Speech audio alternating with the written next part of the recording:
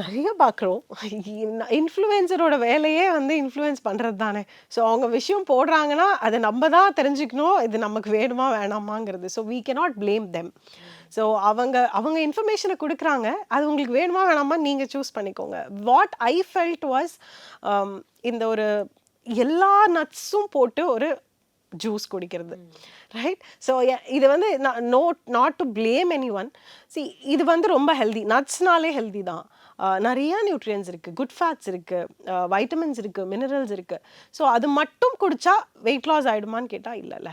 So அப்படி நான் அதான் சொன்னேன், ஆரம்பத்திலே சொல்லிட்டேன், அப்படி ஒரு விஷயம் கிடையவே கிடையாது. ஸோ நீங்க கேட்கும் போது ஞாபகம் வருதுன்னா, திஸ் இஸ் சம்திங். என்னன்னா டயப் ஏன் இதை சொல்றேன்னா, நிறைய கிளைண்ட்ஸ் எனக்கு வாக் பண்ணி வந்தவங்கலாம் இந்த மாதிரி ஒரு ஜூஸ் குடிச்சிட்டு சுகர் லெவல் எங்கேயோ போயிடுச்சுங்க.